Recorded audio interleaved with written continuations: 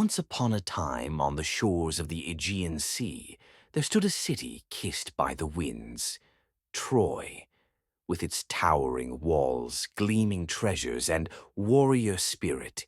It was a marvel of the ancient world, nestled in the heart of Anatolia. But this isn't just the tale of a city. It's a saga of love, betrayal, and a cunning trick that changed history forever. It all began at a wedding among the gods. A golden apple rolled onto the table, inscribed with the words, "To the fairest." Three goddesses, Athena, the wise, Hera, the powerful, and Aphrodite, the beautiful, vied for it. The judge, a young Trojan prince named Paris. Aphrodite whispered a promise. "Choose me, and the most beautiful woman in the world will be yours."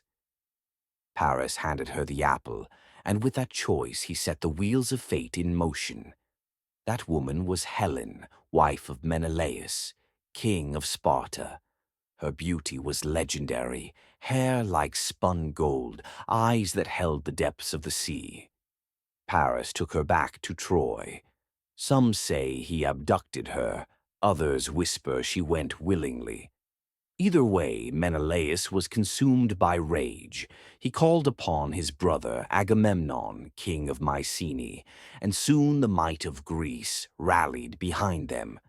1,000 ships sailed for Troy, their sails darkening the horizon. The war that followed lasted 10 brutal years. Among the Greeks was Achilles, a warrior blessed by the gods, invincible save for his heel. There was Odysseus, the cunning king of Ithaca, whose mind was sharper than any blade. Troy's walls stood firm, unyielding. Arrows fell like rain, swords clashed, and blood soaked the earth. But neither side could claim victory. The Greeks couldn't breach the city, and the Trojans couldn't drive them away.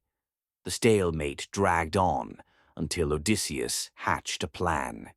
"If we can't win with strength," he said, "we'll win with wits." His idea was as simple as it was brilliant. A giant wooden horse. The Greeks would build it, leave it at Troy's gates, and pretend to abandon their siege. Hidden inside, their best warriors would wait. If the Trojans brought the horse in, thinking it a gift of surrender, the end would come swiftly. After days of labor, the horse stood tall, a massive wooden beast on wheels. The Greek ships sailed away, vanishing beyond the horizon, and the horse remained silent and solitary. The Trojans stared in wonder. Some cried, "It's a trap!" The priest Laocoon thrust his spear into its side, shouting, "I trust neither their gifts nor their words." But then, from the sea, 2 monstrous serpents rose, crushing Laocoon and his sons in their coils. The Trojans gasped. "This must be a sign from the gods." "The horse is sacred," they declared. Drunk on victory, they hauled the horse inside their walls. That night, the city erupted in celebration. Wine flowed, songs echoed, and laughter filled the air. But as the moon climbed high, the horse's belly creaked open. Odysseus and his men slipped out, shadows in the dark. They opened the gates, and the Greek army, having secretly returned, poured in. Troy burned. Flames devoured the city, screams pierced the night, and its mighty walls crumbled. Helen was returned to Menelaus, but neither love nor triumph felt the same. Troy fell, yet its story never faded.